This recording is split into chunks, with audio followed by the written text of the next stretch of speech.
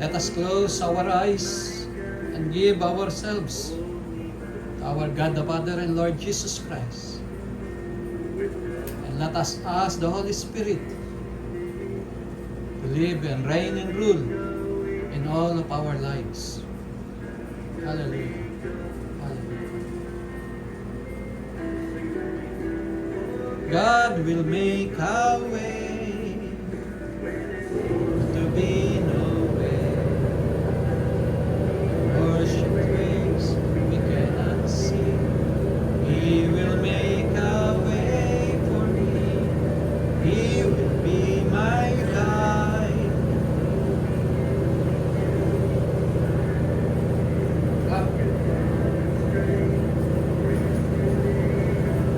He will make a way. He will make a way. Isipin natin sa ating mga puso, sa ating isipan, kung paano kumikilos ang Diyos sa ating buhay. Paano sa kapighatian ay binibigyan niya tayo ng kaligayahan. Kung paano sa kahirapan ay tinataas niya tayo sa kabutihan. At kung paano ang ating mga pagsisikap ay pinapakita niya sa atin ang tagumpay. So let us all praise and give thanks to God by giving every alternatives, every ways and means that endures us to stay and exist for more than 25 years. He is always our guide, despite of the odds. He always rules our minds and hearts. When there is squabbles, He always give us the true way for us to take and make it a road for our development and growth. He always make a way. Panginoong Hesus, Diyos amang makapangyarihan sa lahat, maraming salamat po sa mga biyaya at pagpapala. Patnubayan mo po ang bawat isa sa amin. Patuloy na kalakasan, patuloy na kasaganaan, at patuloy nagpagpupunyagi sa katuwidan at kabutihan, Panginoon. Tulutan mo po na ang bawat isa sa amin ay maging kasing tulad ng iyong character and attitude, upang nang sa gayon sa iyong muling pagbabalik ay makasama mo kami sa iyong kaharian. Tulutan mo po, Ama, na ang bawat isa sa amin ay maging mapagtagumpay sa mundong ito. Kung paano mo nilikha ang tao, nakawangis mo, Panginoon, ay maging karapat dapat ang aming mga kilos at galaw, lalong-lalo na ang aming mga isipan, sa pagdidesisyon ng araw-araw naming mga gawain, Panginoon. Tulutan mo po na ang bawat isa sa amin, Panginoon, ay maging tunay na mapagmahal, maging tunay na mapayapa sa bawat hinaharap naming challenges, sa bawat pakikipag-ugnayan namin, Panginoon, sa bawat pakikipagtalastasan namin sa bawat isa, at lalong-lalo na kung paano ang tunay, matuwid at karapat-dapat sa aming kumpanya ang siya naming ninanasa. Hindi namin ginagawa ang para lamang sa aming sarili. Hindi namin binabali ang anumang disiplina at patakaran upang masunod ang sarili naming nais, Panginoon. Tulutan mo po na ang bawat isa sa amin, Panginoon, ay maging tunay na karapat-dapat sa iyong pagmamahal, at sa pamamagitan ng pagtatrabaho na may katuwidan, may kagalakan sa puso, at may katagumpayan sa bawat kilos at galaw, Panginoon. Upang nang sa gayon, ang aming pagtatrabaho, Panginoon, ay tunay na maging serbisyo namin sa iyo, na kung saan tinutupad namin ang iyong salita ng bawat kakainin namin at ang bawat ilalagay namin sa aming sikmura, lalo na sa sikmura ng aming mga anak, ay magmumula sa aming pinaghirapan, sa aming mga pawis, na mayroong dangal at dignidad at integridad na may pagmamalaki, sapagkat ito ay tunay na aming ginagawa ng walang halong pagbubulati, walang halong pagkainggit, walang halong negatibo, Panginoon, kundi buong pusong may galak, may katagumpay sa bawat kilos at galaw at mga gawa namin. Sa iyong banal at makapangyarihang pangalan, Panginoong Hesus, bigyan mo po ng wisdom and knowledge ang bawat isa sa amin sa pakikinig ng iyong salita. In the name of your Lord Jesus Christ. Amen. Amen. Hallelujah. Hallelujah. Glory, glory to God. Glory to the heights. Nakabasa kayo ng Mateo 2? Mateo 2 na ba? Hindi pa. Yes. Mateo 2? Mateo 2 na po. Yung binasa niyo sa Mateo 1. So, makinig na mabuti.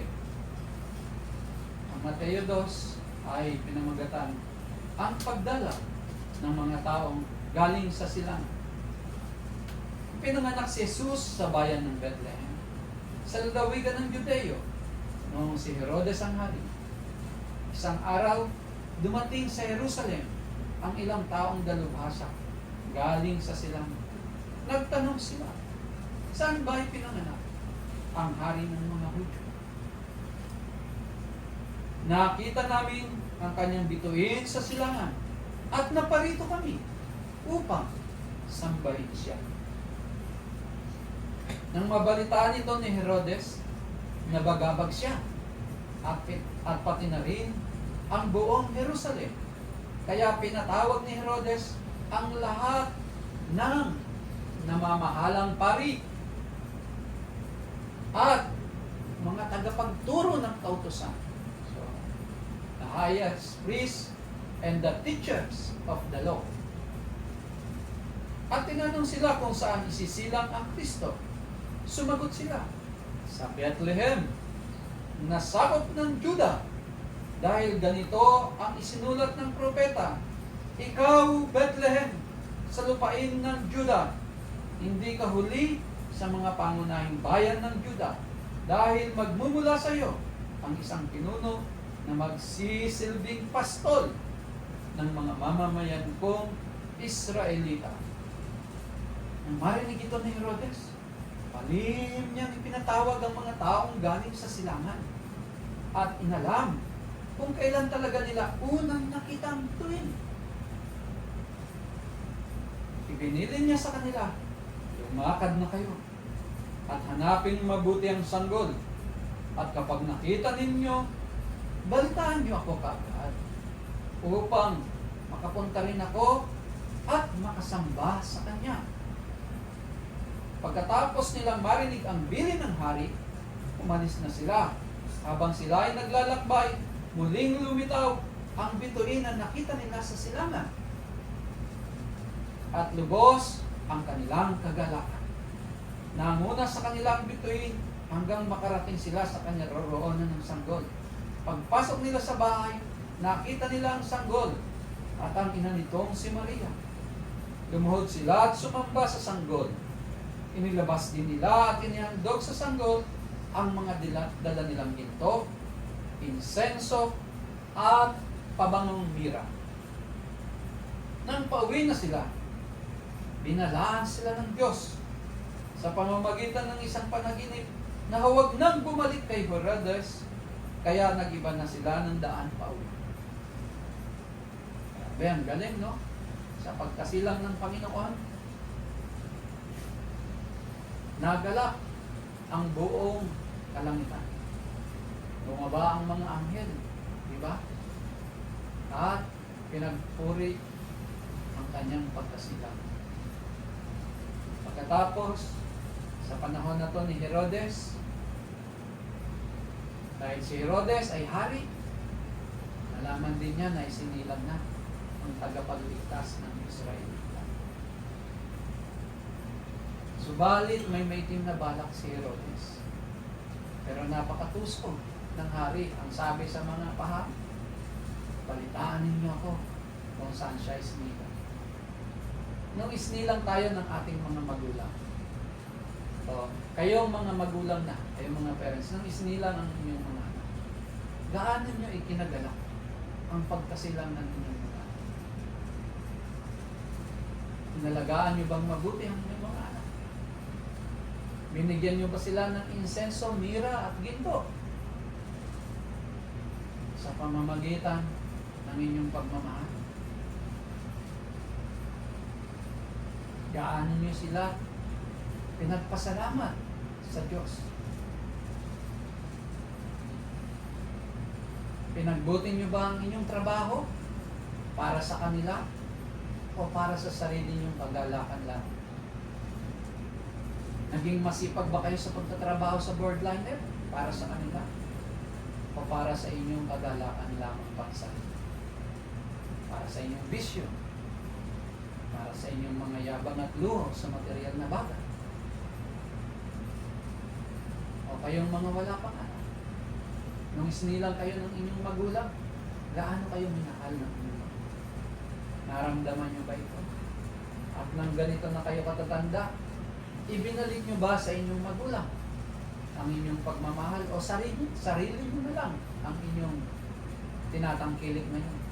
Ang inyong mga sahod, sarili nyo lang bulsa. Marami kayong dahilan upang hindi makapagbigay sa magulang. Dami kong ginagastusan eh. Ang dami kong mga utang eh. Pero sa totoo lang, puro luho lang ng sarili nyo ang ginagawa.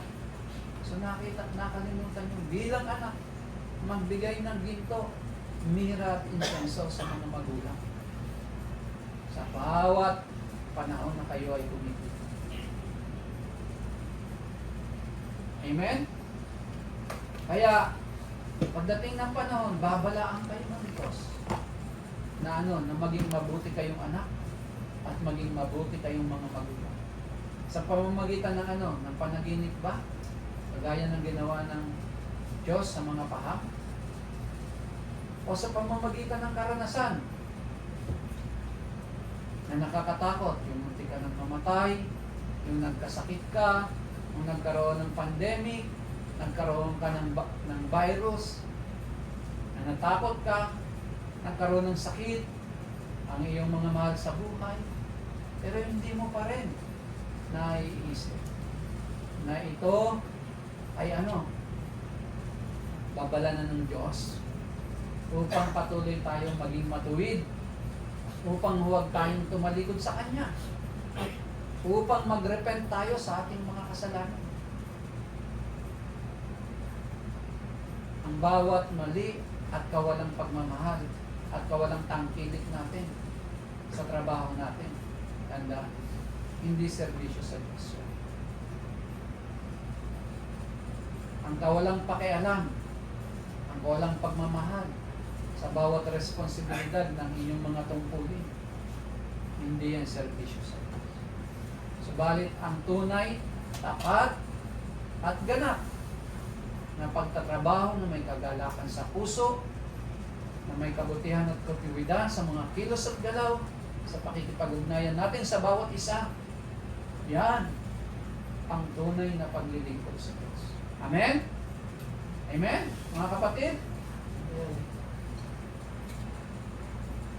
Ang pagtakas patungo sa Ehipto, nang makalis na ang mga taong galing sa silangan, nagpakita kay Jose sa panaginip. Sino? Ang isang anghel ng Panginoon. Sinabi ng anghel sa kanya, bumangot ka't dalhin ang bata at ang kanyang ina sa Ehipto, doon muna kayo hanggat hindi ko sinasabing bumalik kayo dahil hinahanap ni Herodes ang sanggol para patayin. Galing ng Diyos, di ba? Nagsugo ng anghel sa ating buhay. Kailan sinusugo ng Diyos ang anghel sa ating mga isipan? Upang baguhin ang ating negatibong isip patungo sa isang positibong isip. Sa ating pakikipag-relate sa ating kapwa manggagawa. Gaano tayo sinusugo ng Diyos upang ituwid natin ang pagkakamali ng ating kapwa manggagawa. Ang pagbubulating, ang patulog-tulog, ang palaging absent. Gaano tayo kinakalabit ng Diyos? Minsan hindi nyo napapansin, kinakalabit na tayo ng Diyos sa pamamagitan ng pagkakaroon ng sakit at karamdaman. upang baguhin natin ang mali. Amen?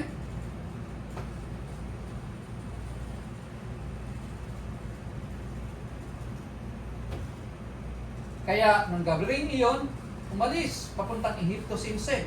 Kasama ang bata at ina nitong si Maria. Kita niyo yung mabilis na pagtalima, di ba? Mabilis na obedience ni Jose. Wala nang isip-isip, wala nang sabi-sabi, bumangon at umalis na kasama yung mag-ina. Amen? Tayo, kapag sinabihan kayo ng manbong, ni Job, ni Angelo, ni Annalyn, ito gawin nyo, anong ginagawa nyo? Halimbawa, ikaw Melon, sabihan ka ni Angelo, Melon, ayusin mo yung part ng truck mo. Sumusunod ka ba agad? So, obedience. Kung titingnan ninyo yung pagtalima ni Jose, di ba? Walang kaabog-abog, umalis na agad. Tayo, sa pagkatrabaho natin, do we really have obedience sa mga patakaran na talituntunin ng ating kumpanya? Kapag lahat tayo sumusunod sa patakaran ng talituntunin, wala tayong pagtutunggalian sigurado sa bawat isa. So kaya tandaan ninyo, kapag nasa factory kayo, kapag nasa gawain kayo, wala kayo sa sarili nyong bahay. Wala kayo sa sarili nyong mga patakaran at isipan, kundi nasa loob kayo ng isang kumpanya na siyang nakakasakop sa inyo at nagbibigay ng direksyon at alituntunin sa bawat isa sa inyo kung paano ninyo gampanan at gawin ang inyong trabaho na may dangal at may integridad. Pinapatay ni Herodes ang mga batang lalaki. Galit na galit si Herodes nang malaman niya nilinlang siya ng mga taong galing sa silangan. Kaya iniutos niyang patayin ang lahat ng batang lalaki sa Bethlehem at sa mga lugar sa paligid nito. Mula 2 taong gulang pababa, sapagkat ayon sa nalaman niya sa mga taong galing sa silangan, 2 taon na ang nakalipas mula nang una nilang makita ang bituin. So 2 years old ang Panginoon Hesus nung nagdelikado ang kanyang buhay. Kayo, ilang taon kayo nung nagdelikado ang inyong buhay?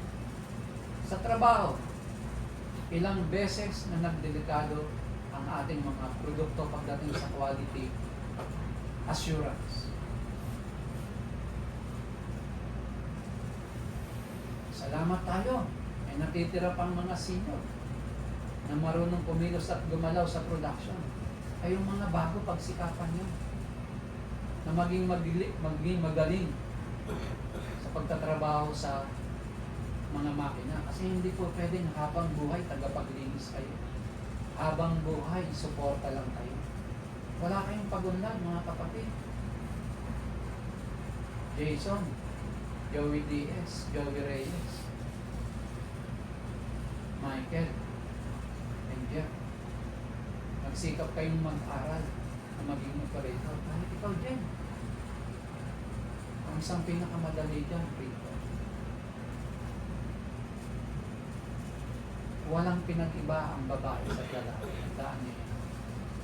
When it comes to skills and greatness. Kaya nga may mga babaeng nagiging presidente, di ba? Ng isang bansa. So, tayo, nung galit na galit tayo, meron ba tayong ipinapatay? Sa paanong paraan? Sa paninira? Sa pagkuha ng mga bagay na hindi kanya? Diba? Sa galit natin, sa sobrang katusuhan, parang si Herodes, yung lupang hindi inyo, ninakaw nyo. Diba? Yung lupang dapat i-divide-divide nyo, ayaw nyo i-divide-divide. Ginusto nyo na sa inyo lang. Para rin kayong si Herodes. Yung mga kasangkapan na hindi inyo, kinupit nyo. Para rin kayong si Haring Herodes. Diba? Anong dapat? Yung mga bagay na hindi inyo, ibalik ninyo ng makaapat na beses. Gaya ng taxpayer, mababasa mo rito. Diba sabi kay Kristo, Panginoon, ibabalik ko po sa kanila ng makaapat na beses. Tuwang-tuwa ang Panginoon Jesus. So O kaya sa inyong mga galit, sa inyong mga inggit, sa inyong mga selos, gumagawa tayo ng mali. At yung mga mali na yun, huwag na natin ulitin. Tapalan na natin ng mga siksik-liglig at umaapaw na kabutihan ng gawain, ng pagmamahal, ng kapayapaan. Sa ginawang kalupitan ni Herodes, natupad ang sinabi ni Propeta Jeremiah, ni Propeta Jeremias sa Tagalog. May narinig na iyakan at malakas na panaghoy sa Rama. Iniiyakan ni Raquel ang pagkamatay ng kanyang mga anak at ayaw niyang magpaalim dahil patay na ang mga ito. Ang pagbabalik mula sa Ehipto, nang namatay na si Herodes, ang anghel ng Panginoon ay muling nagpakita sa panaginip ni Jose doon sa Ehipto. Paano nagkamali tayo sa ating mga galit, sa ating mga selos? Bumalik ba sa atin ang kabutihan ng ating pagkatao? Nilikha tayo ng Diyos bilang isang mabuti, bilang kawangis niya, bilang isang God, which is God's also, with powers, with everlasting life. Nung napagtanto natin yung mga kamalian natin sa pagtatrabaho, sa pakikipagrelasyon, sa paghawak ng mga material na bagay, bumalik pa tayo sa kabutihan. Kaya bumangon si Jose at dinalang mag-ina pauwi sa Israel. Tama, pagkasalita ng anghel, bumangon na agad si Jose. Tayo, pagkakita natin ng kamalian natin, binabago ba agad natin? Pag sabi ni Angelo, ni Gab, ni Mama Annalyn, ni Andrew C., ang pasok natin, 7:30, anong oras tayo dumarating? Late lagi? O to the last minute tayo nandito? Gaano tayo kabuti sa pagtupad sa ating trabaho? Sa pagmamahal natin sa ating responsibilidad bilang isang regular na manggagawa. Regular, ha? Hindi irregular. Yung laging late, irregular yun. Yung laging absent, irregular yun. So, naiintindihan nyo ba nang binigyan kayo ng sulat ng kumpanya na that you are a regular worker? Amen, mga kapatid?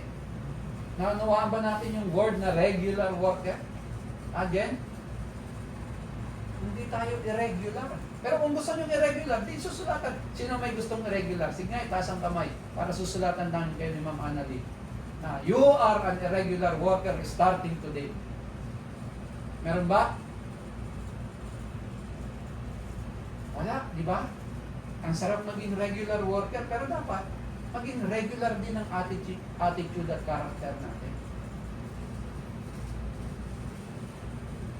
Hindi yung pabanding-banding lang tayo. Kaya bumangon si Jose at dinala ang mag-ina pauwi sa Israel.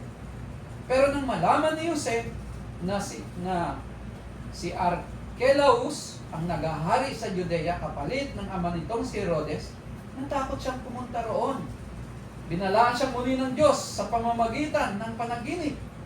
Pero mo, bilang tao natakot agad siya, di ba? Alam niyang merong panganib. Pagkatapos ang Diyos, muling binalaan siya sa pamamagitan, kaya tumuloy siya saan? Sa lalawigan ng Galilea. So hindi siya agad-agad tumuloy sa Israel. Natakot siyang pumunta roon, binalaan siya muli ng Diyos sa pamamagitan ng panaginip, kaya tumuloy siya sa lalawigan ng Galilea. At nanirahan sila sa bayan ng Nazaret. Kaya natupad ang sinabi ng mga propeta na tatawagin ng Kristo na Nazareno. Itong Nazareno, kaya yung mga Katoliko may mga ritual, di ba? Gumawa ng mga rebulto na naging pinagpipistahan nila tuwing nung nakaraang buwan yata yun o linggo. Pista sa Nazareno. Ang problema lang, ang nagiging faith ng mga tao na pupunta sa rebulto, hindi na sa Diyos. So dapat kinaklaro ng mga pare o tayong mga Katoliko na ang faith natin nasa Diyos. Tama, Jeff? Wala sa rebulto. Tama, Ma'am Annalyn? So dapat ang faith natin nasa Diyos. Dapat kinaklaro ng mga pari. Amen? Tayo, kaklaruhin natin sa mga anak natin, sa mga kapatid natin, kamag-anak, kapwa natin, na ang faith natin direkta sa Diyos. Wala sa kung kahit sino man tao. Amen? Direkta sa Panginoong Hesus. At ang paghingi ng kapangyarihan ng banal na Espiritu na manatili sa ating buhay, sa ating sarili, upang magkaroon tayo ng everlasting life dito sa mundo. Tanggalin natin ang paniniwala sa kamatayan. Sapagkat, bakit? Inubos na tayo ng Panginoong Hesus sa kasalanan na ang bunga ay kamatayan. Amen?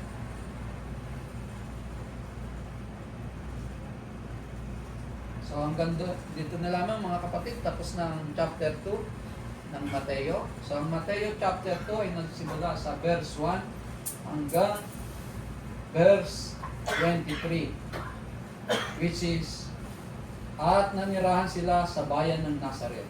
Kaya natupad ang sinabi ng mga propeta na tatawagin ng Kristo na Nazaret. Kayo, mula sa bahay, saan kayo naninirahan? Saan tayo naninirahan? Buong araw, nandito tayo sa trabaho. Diba? Kaya at nanirahan tayo sa kumpanya natin. Amen? So, pabutihin natin. Gawin natin siksik, liglig at umaapaw ang ating mga pagkilos at gala. Maging mabuti ang ating isipan. Maging payapa ang ating puso. Maging mapagmahal sa isa't isa. Para hindi tayo nagtutunggalian. Sa halip, natuto tayong makinig, magsuri kung anong tama at mabuting desisyon. Hindi para sa kung anong sariling kagustuhan natin, kung kaya mag-a-absent tayo, kung kaya kung saan tayo pupunta, kundi para sa tunay at matuwid nating pagtupad sa tungkulin at responsibilidad natin sa trabaho. Amen? Sapagkat ang mabuting produktong output natin, ang mabuting gawa natin, sino nakikinaba? Si boardliner ba? Na hanggang ngayon nababaon sa utang. May binenta ng may-ari ang kanyang lupa at bahay upang patuloy tayong pumilos at dumalaw, upang patuloy tayong mabuhay. Sino nakikinaba? Direkta. Tayo bang mga tauhan, ginagawa natin isakripisyo ang ating mga budget para tumulong sa pagpapalago ng kumpanya? Hinihingan ba kayo ng may-ari? Hindi. Diba? Ang hinihingi sa inyo, sipag, tiyaga, galing, husay, pagmamahal, katuwigan, upang may dangal at integridad ang ating pagkatao, ang ating pagiging manggagawa na siyang nais ng Panginoong Hesus. Maging karapat-dapat tayo sa kanyang pagmamahal at sa sinakripisyong buhay upang sa kanyang muling pagbabalik dito sa lupa ay makasama niya tayo sa kanyang kaharian na dala-dala niya yung kanyang kaharian dito. Diba? Sabi sa Book of Revelation, dito dadalhin. Kaya mali yung mga sapantahang magugunaw ang mundo. Sige, ikaw gumawa ka ng bahay dyan. Gugustuhin mo bang basagin yung bahay mo? Sirain yung bahay mo? Di ba hindi? Gusto mong pagandahin. So yung mga understanding na masisira, magugunaw ang mundo at tayong lahat ay mamamatay, hindi totoo. Yung belief, yung paniniwala, yung faith na ang lahat ng tao mamamatay, yan ang dahilan kung bakit namamatay ang tao. Amen, Ma'am Annalyn? Ha? Amen. Ma'am Dana? Diba? Yung paniniwala, which is belief in English. Faith, which is pananampalataya in Tagalog. Sa kamatayan, sa mga sakit at karamdaman, kaya lahat ng tao namamatay, nagkakaroon ng sakit at karamdaman. Amen? Sa Book of John, pag nilayan natin mabuti ang salita ng Panginoon, wala siyang sinasabing mamamatay tayo. Maraming salamat mga kapatid. Let us all pray. Sumobra na ako ng 5 oras. Ay, 5 minuto. Sorry, hindi 5 oras. Panginoong Hesus, maraming salamat po sa dakila mong pagpapala at biyaya sa bawat isa sa amin. Sa patuloy na pakikipag-ugnayan mo sa amin sa pamamagitan ng iyong salita na nakatitik sa banal na aklat na iyong kaloob sa bawat isa sa amin. Tunay nga po, Panginoong Hesus, na ang iyong salita lamang ang siyang makakapagpabago sa amin. Kung kaya patuloy mo pong huwag hayaan ng bawat isa sa amin ay matukso pa sa pamamagitan ng mga negatibong isip, negatibong espiritu na nagbibigay ng negatibong thoughts sa aming mga isipan, Panginoon. Sa halip, mga positibong isip na nagmumula sa iyong mga anghel, na nagmumula sa banal na espiritu, ang siyang sumelyo at magselyo sa aming isipan, sa aming puso, at sa aming buhay.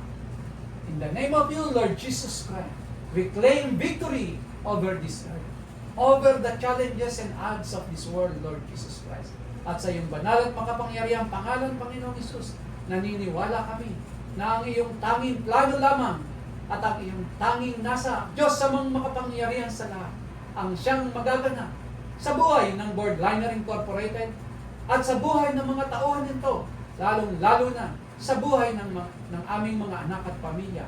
By your powerful name, Lord Jesus Christ, this is our praise and thanks. Amen. Amen. Amen. Hallelujah.